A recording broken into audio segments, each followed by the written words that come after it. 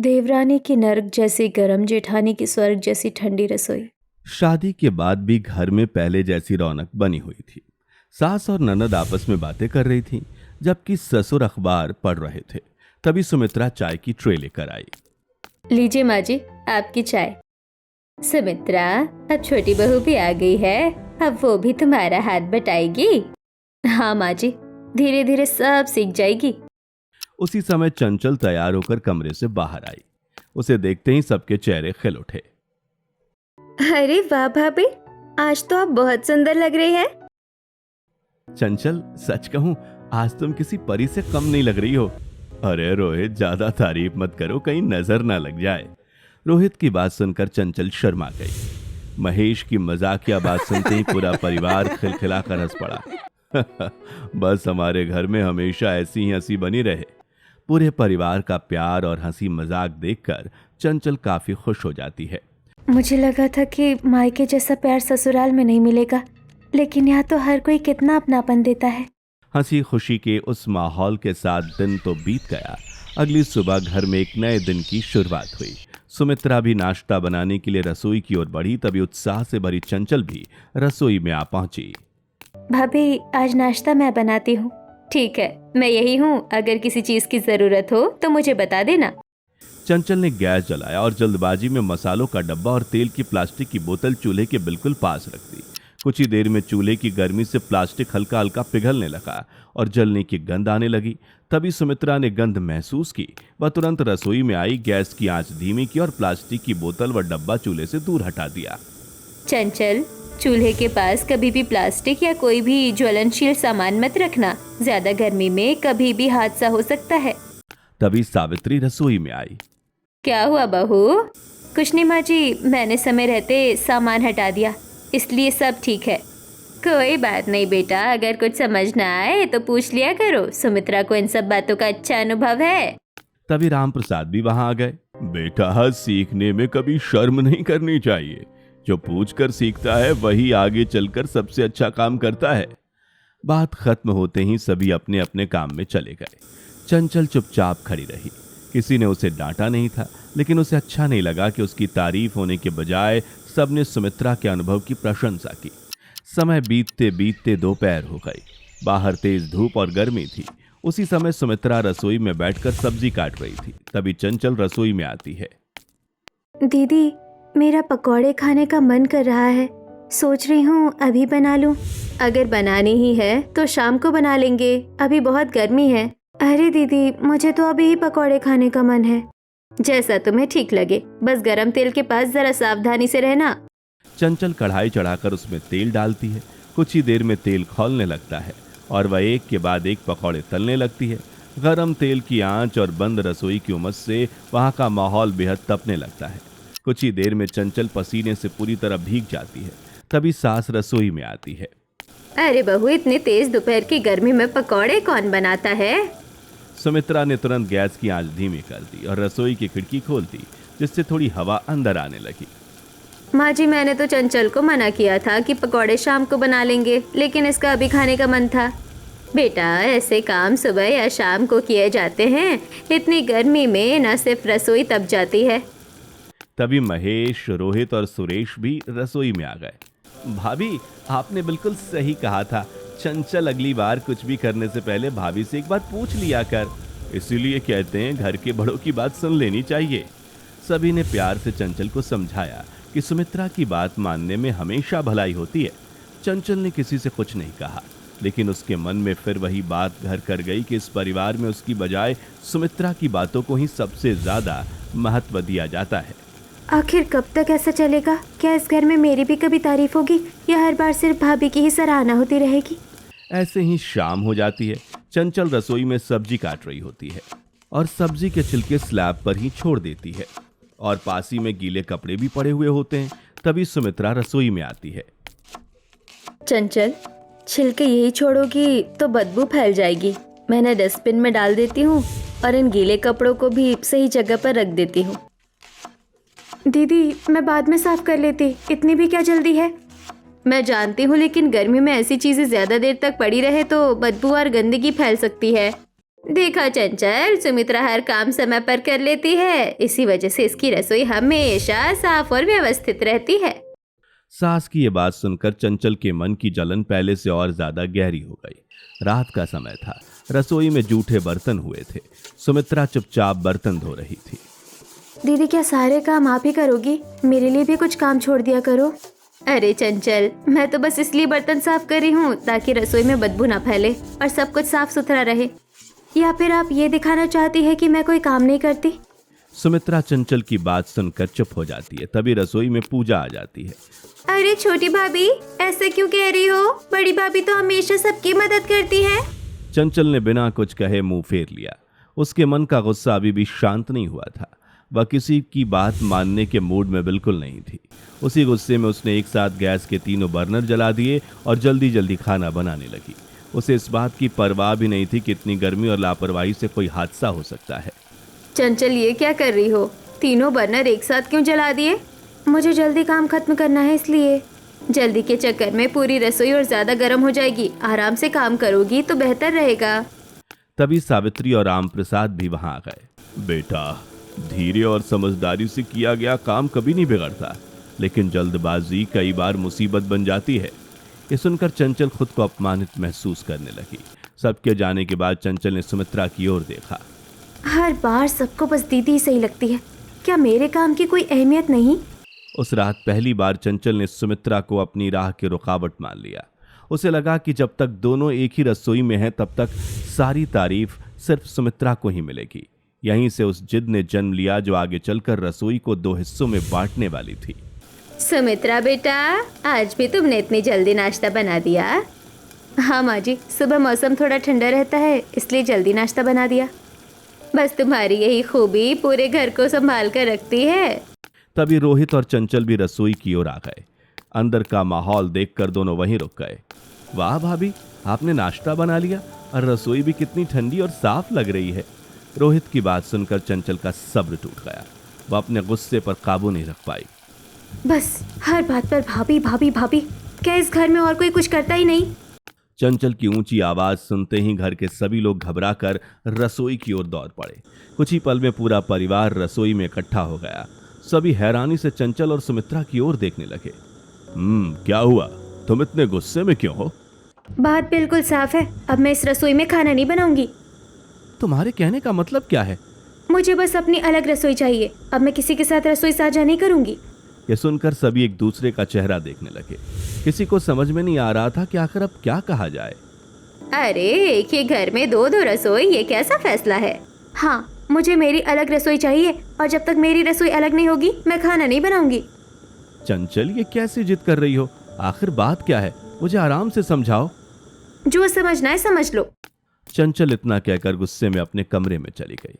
उस दिन चंचल ने खाना नहीं खाया। अगले दिन भी उसने कुछ नहीं खाया। तीसरे दिन भी उसने सिर्फ पानी पीकर ही दिन निकाल दिया। पूरा परिवार उसकी जिद से परेशान हो गया।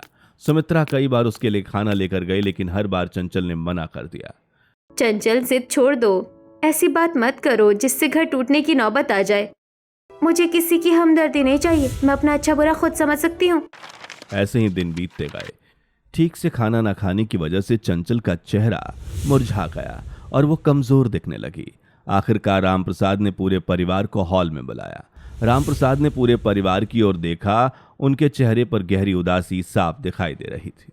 हम अपने बेटे बहुओं को अलग नहीं करना चाहते, लेकिन अगर रसोई अलग करने से घर बच सकता है तो शायद यही सही रहेगा। यह सुनकर सुमित्रा चुपचाप सिर झुकाकर खड़ी रह गई। उसके चेहरे पर जरा भी खुशी नहीं थी। सुरेश, कल मिस्त्री को बुला लेना, रसोई के बीच में पार्टीशन लगवा देंगे। जी बाबूजी, जैसा आप ठीक समझे। अगले दिन एक मिस्त्री घर पहुंचा। उसने रसोई के बीचों बीच मजबूत पार्टीशन खड़ा कर दिया। पूरा परिवार भारी मन से ये सब देखता रहा। कुछ ही घंटों बाद काम पूरा हो गया। अब एक ही रसोई दो हिस्सों में बंट चुकी थी। एक हिस्से में बड़ी खिड़की थी जहां से ठंडी हवा सीधे अंदर आती थी। दूसरी तरफ महंगा और आधुनिक सेटअप था। फ्रिज, ओवन और बाकी सभी सामान सही से लगे थे, लेकिन वह हिस्सा चारों तरफ से लगभग बंद था। सुमित्रा धीरे धीरे चल के चंचल के पास आई। चंचल, तुमको रसोई का कौन सा हिस्सा चाहिए? मुझे रसोई का मॉड्यूलर वाला हिस्सा चाहिए। चंचल, जो हिस्सा तुम चुन रही हो एक बार अच्छी तरह सोच लो। मुझे किसी की सलाह नहीं चाहिए। मैं सिर्फ इतना कहना चाहती थी कि बस बहुत हो गया अब। चंचल की ऊंची आवाज सुनकर पूरा घर एकदम शांत हो गया। बिना एक पल सोचे चंचल ने अंदर वाली आधुनिक और महंगी सामान से लैस रसोई चुन ली, जबकि सुमित्रा ने बिना कुछ कहे खिड़की वाली दूसरी रसोई अपना ली। उस दिन पहली बार एक ही घर में दो अलग अलग चूल्हे जले। उस समय किसी को अंदाजा नहीं था कि आगे चलकर इनमें से एक रसोई सुकून और अपनापन की वजह से स्वर्ग जैसी ठंडी बन जाएगी, तो दूसरी घुटन और तपन के कारण किसी नर्क जैसी लगने लगेगी। अगली सुबह दोनों अपनी अपनी रसोई में थीं। सुमित्रा ने सबसे पहले अपनी रसोई की खिड़कियां खोल दी और ताज़ी और ठंडी हवा अंदर आने लगी। खुला दरवाज़ा होने के कारण वहां बेहतरीन क्रॉस वेंटिलेशन बन गया। उसने चिमनी चालू की और मिट्टी के घड़े में ताज़ा पानी भर दिया। रसोई चाहे कोई भी हो, अगर थोड़ी समझदारी और साफ सफाई का ध्यान रखा जाए तो काम भी आसान हो जाता है और मन को सुकून भी मिलता है। इसके बाद उसने खिड़की के पास रखे मनी प्लांट में पानी डाला, सब्जियों के छिलके तुरंत कूड़ेदान में डाल दिए और एक कटोरी में नीम की पत्तियां तथा कपूर रख दिया। थोड़ी ही देर में पूरी रसोई ताजगी, ठंडी हवा और हल्की सी खुशबू से भर गई। सुबह का मौसम ठंडा होने का फायदा उठाकर सुमित्रा ने समय से खाना बना लिया। दूसरी तरफ चंचल अपनी नई रसोई में पूरे उत्साह के साथ काम शुरू कर चुकी थी। अब रसोई अलग हो गई है। अब देखना, मैं ऐसा खाना बनाऊंगी कि घर में सब मेरी ही तारीफ करेंगे। चंचल ने एक साथ गैस के तीनों बर्नर जला दिए। एक पर चाय बना रही थी, दूसरे पर दूध गर्म हो रहा था और तीसरे पर कुकर सीटी मार रहा था। चूल्हे के पास प्लास्टिक के डब्बे रखे थे और सब्जियों के छिलके भी इधर उधर बिखरे पड़े थे। रसोई पूरी तरह बंद थी। वहां ना कोई खिड़की थी और ना ही कोई एग्जॉस्ट फैन। कुछ ही देर में गर्मी बढ़ने लगी और चंचल के माथे से पसीना टपकने लगा। तभी पूजा पानी पीने के लिए रसोई में आई। अरे भाभी, यहाँ तो 2 मिनट भी खड़ा होना मुश्किल है, सांस लेना भी भारी लग रहा है। इतना कहकर पूजा तुरंत सुमित्रा की रसोई की ओर बढ़ गई। जैसे ही वो अंदर पहुंची, खिड़की से आती ठंडी हवा उसके चेहरे से टकराई। रसोई में साफ सफाई, खुली हवा और सुकून भरा माहौल देखकर उसके चेहरे पर हल्की सी मुस्कान आ गई। वाह बड़ी भाभी, आपकी रसोई तो बाहर से भी ज्यादा ठंडी लग रही है। तभी सावित्री भी वहां आ गई। उन्होंने मुस्कुराते हुए मिट्टी के घड़े का ठंडा पानी पिया। ठंडे पानी की एक घूंट लेते उनके चेहरे पर सुकून साफ दिखाई देने लगा। सुमित्रा, तुम्हारी रसोई में आते ही मन को राहत मिल जाती है। यहाँ की ठंडी हवा और साफ सफाई सचमुच बहुत सुकून देती है। दूसरी ओर चंचल सबकी बातें चुपचाप सुन रही थी। उसे लगा कि अलग रसोई बनने के बाद उसकी तारीफ होगी, लेकिन आज भी परिवार सुमित्रा की रसोई और उसकी समझदारी की ही सराहना कर रहा था। यही बात चंचल की जलन को बढ़ाए जा रही थी। समय बीतता गया, लेकिन घर वालों की पसंद नहीं बदली। जिसे भी ठंडी हवा, सुकून या आराम चाहिए होता, वह सुमित्रा की रसोई में चला जाता। एक सुबह सुमित्रा अपनी रसोई में सब्जी काट रही थी।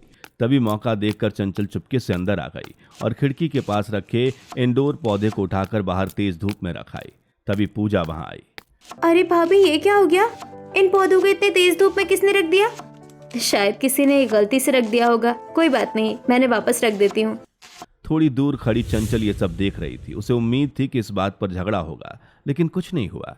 ये कैसी औरत है, हर बार बात को यही खत्म कर देती है। चंचल की पहली चाल पूरी तरह नाकाम हो गई थी, लेकिन वो इतनी आसानी से हार मानने वालों में से नहीं थी। अगली सुबह सुमित्रा रसोई में आटा गूंथ रही थी। सुमित्रा बेटा, जरा बाहर आना। सुमित्रा हाथ धोकर बाहर चली गई।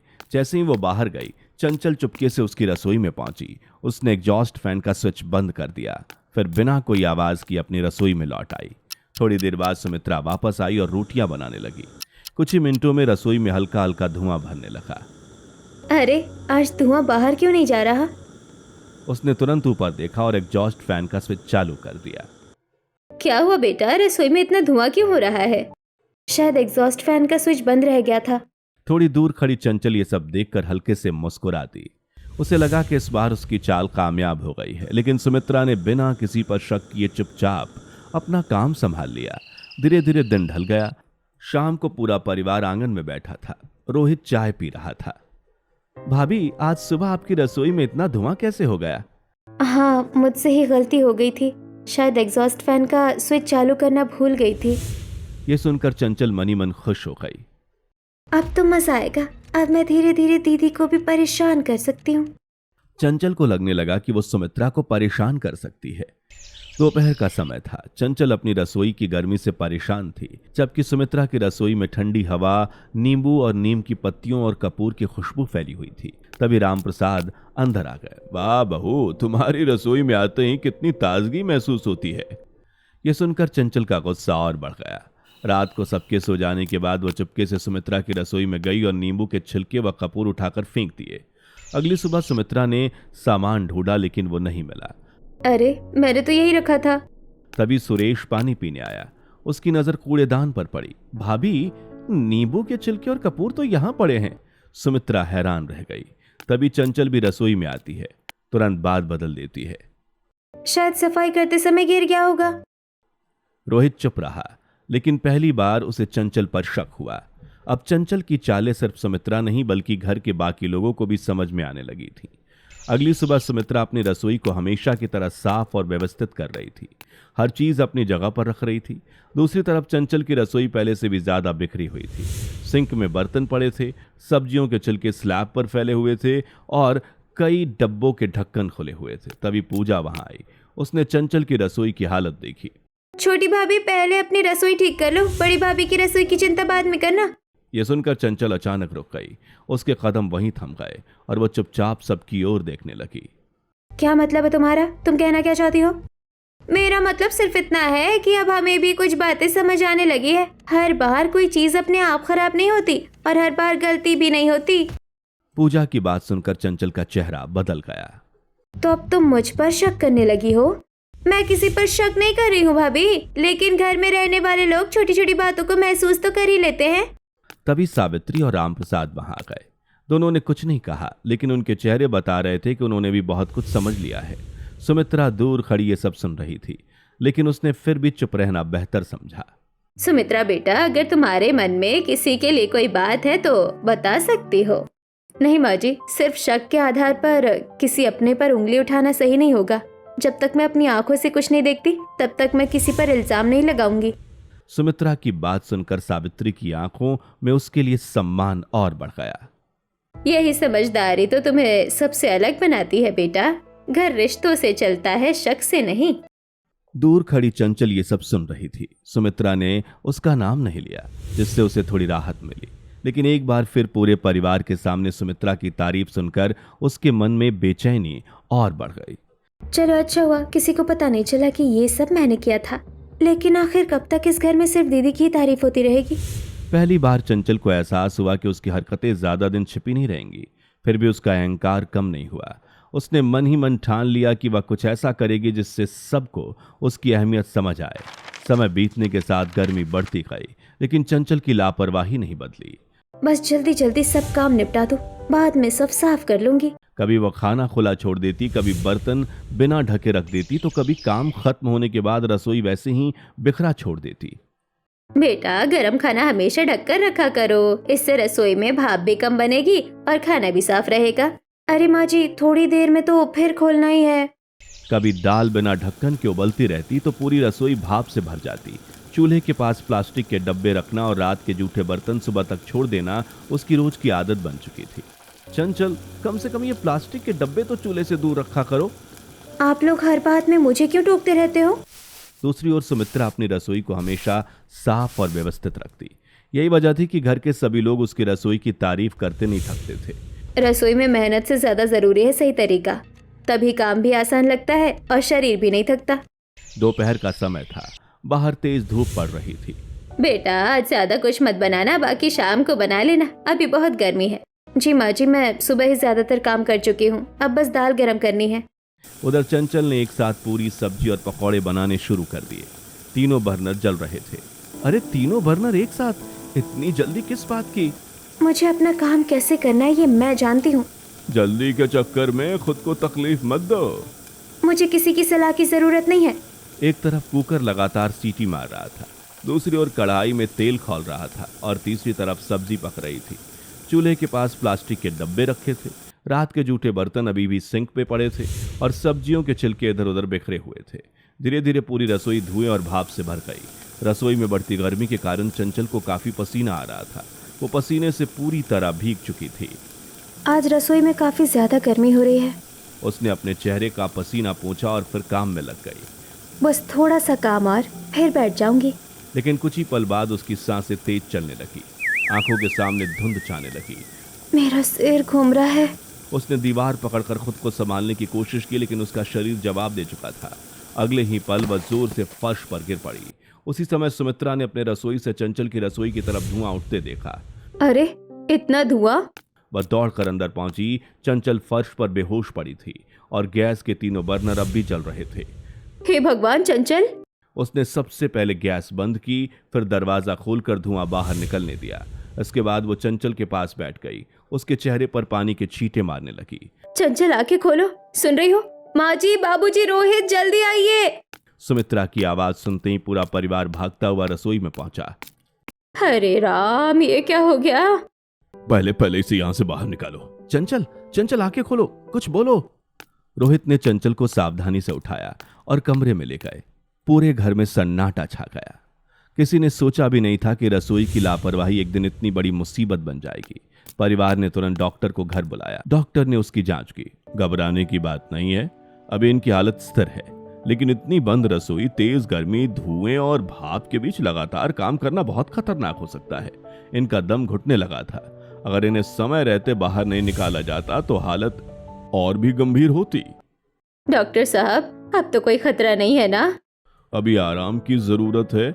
इन्हें ठंडी जगह पर रखें, पानी पिलाएं और कुछ दिन तक ऐसी गर्म रसोई में लगातार काम बिल्कुल न करने दें। जी डॉक्टर साहब, हम पूरा ध्यान रखेंगे। डॉक्टर के जाने के बाद कमरे में गहरा सन्नाटा छा गया।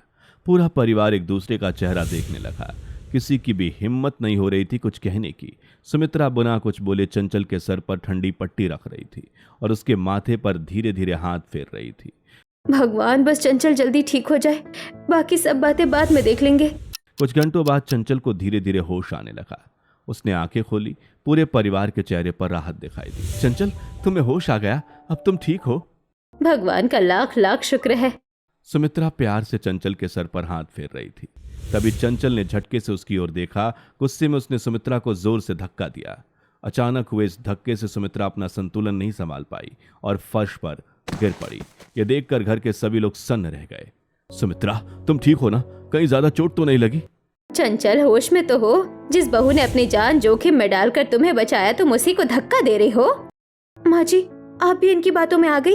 इन्होंने मेरी जान बचाने के लिए नहीं, बल्कि सबकी नजरों में अच्छा बनने के लिए ये सब किया है। मुझे इनका ये दिखावा अच्छी तरह समझ में आता है। सुमित्रा उठने लगी। वह कुछ कहना चाहती थी, लेकिन उससे पहले ही रोहित का सब्र टूट गया। उसने चंचल का हाथ पकड़ा और उसे कमरे से बाहर ले आया।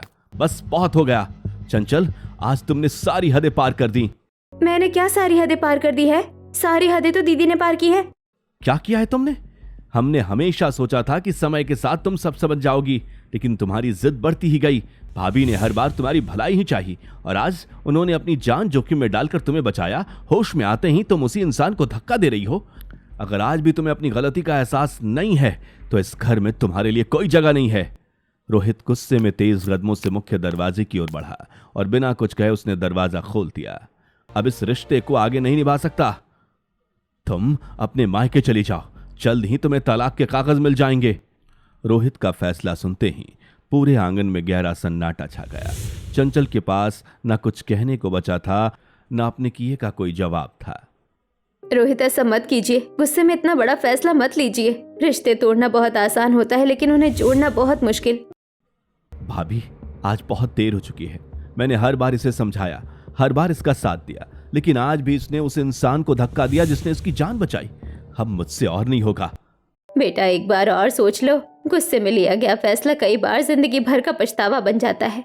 माँ, अगर आज भी मैं चुप रहा तो ये कभी अपनी गलती नहीं समझेगी। चंचल की आंखों से आंसू बह रहे थे, लेकिन उसका गुस्सा अभी भी शांत नहीं हुआ था। तेज कदमों से घर से बाहर निकल गई। उसने एक बार भी पीछे मुड़कर नहीं देखा। रास्ते भर उसके मन में गुस्सा और अपमान ही घूमता रहा। उसे पूरा विश्वास था कि मायके पहुंचते उसके माता पिता उसका साथ देंगे। कुछ देर बाद वो अपने मायके पहुंची। दरवाजा खुलते ही उसकी मां ने उसे रोता हुआ देखा। अरे चंचल, क्या हुआ? तू रोते हुए क्यों आई है? सब ठीक तो है ना बेटा? रोहित कहाँ है? चंचल अपने आंसू पोंछते हुए अंदर आई और सोफे पर बैठ गई। मुझे उस घर से निकाल दिया। रोहित ने कहा है कि अब हमारा रिश्ता खत्म हो गया। तभी चंचल के पिता का मोबाइल बजा। स्क्रीन पर रोहित का नाम चमक रहा था। हाँ बेटा बोलो, सब ठीक तो है ना? पिताजी, मैं चाहता हूं कि आप पूरी बात जान लें। रोहित ने शुरू से लेकर आज तक की सारी घटनाएं एक एक करके बता दी। कैसे चंचल ने जिद करके रसोई अलग करवाई, कैसे वो बार बार सुमित्रा की रसोई में छेड़छाड़ करती रही, और कैसे आज बेहोश होने के बाद उसी सुमित्रा को धक्का दिया जिसने उसकी जान बचाई। पिताजी, मैंने बहुत कोशिश की कि ये बदल जाए, लेकिन अब ये सिर्फ जिद नहीं रही, ये पूरे परिवार को तोड़ने लगी है। फोन कटते ही कमरे में गहरा सन्नाटा छा गया। चंचल के माता पिता कुछ पल तक उसकी ओर देखते रहे। इसका पूरा परिवार उसके विरुद्ध खड़ा था। चंचल, हमने तुझे बहुत प्यार दिया लेकिन कभी जिद्दी बनना नहीं सिखाया। बेटा, ससुराल में सम्मान कमाना पड़ता है, छीना नहीं जाता। जिस भाभी ने हर बार तुझे समझाया, हर बार तुम्हारी मदद की, उसी को तुम अपना दुश्मन समझती रही। तुम्हारी सबसे बड़ी दुश्मन तुम्हारी जेठानी नहीं, तुम्हारा अहंकार है। बेटा, अगर अब भी तुम नहीं बदली तो सच में अपना घर खो दोगी। पहली बार चंचल के पास अपनी सफाई में कहने के लिए कुछ नहीं था। उसका सर शर्म से झुक गया। उस रात वो अपने कमरे में अकेली बैठकर फूट फूट कर रोती रही। उसकी आंखों के सामने एक एक घटना घूमने लगी। हर बार जब उसने गलती की, सुमित्रा ने उसे डांटने के बजाय समझाया था। हर बार उसका साथ दिया था, और आज उसी सुमित्रा ने अपनी जान की परवाह किए बिना उसकी जान बचाई थी। मैंने जलन में आकर उस इंसान को ही अपना दुश्मन बना लिया जो हर बार मेरा भला ही चाहती थी। चंचल को एक एक पल याद आने लगा। शादी के बाद सुमित्रा ने हर गलती पर उसे डांटने के बजाय समझाया था। रसोई में होने वाले हादसे से कई बार बचाया, उसकी गलतियां छिपाई, और आज तो अपनी जान की परवाह किए बिना धुएं से भरी रसोई में जाकर उसकी जान बचा ली। सारी गलती मेरी ही थी। दीदी ने हर बार मेरा भला चाहा और मैं हर बार उन्हें ही गलत समझती रही। मैंने आपके प्यार और अपनेपन को कभी समझा ही नहीं। मैंने अपने अहंकार में अपने ही घर और अपने रिश्तों को तोड़ दिया। अगली सुबह चंचल अपने मायके से सीधे ससुराल पहुंची। घर में प्रवेश करते ही उसकी आंखों से आंसू बहने लगे। उसने बिना कुछ कहे सुमित्रा के पास जाकर उनके पैर पकड़ लिए। दीदी, मुझे माफ कर दीजिए। मैंने हमेशा आपके प्यार को अपनी हार समझा। आप हर बार मुझे बचाती रही और मैं हर बार आपको अपना दुश्मन समझती रही। सुमित्रा ने तुरंत चंचल को उठाया और प्यार से उसे गले लगा लिया। ये देखकर पूरे परिवार की आंखें नम हो गई और सभी के चेहरे पर सुकून भरी मुस्कान लौट आई। चंचल, अपनी गलती मान लेना ही सबसे बड़ा प्रायश्चित होता है। तभी रोहित बाहर आया। उसे देखते ही चंचल उसके पैरों में बैठ गई। मुझे एक आखिरी मौका दे दीजिए। मैं वादा करती हूँ अब कभी इस घर को टूटने नहीं दूंगी। मैं अपने व्यवहार से सबका विश्वास फिर से जीतूंगी। रोहित चुपचाप खड़ा था। उसकी आंखों में दर्द और चेहरे पर नाराजगी साफ दिखाई दे रही थी।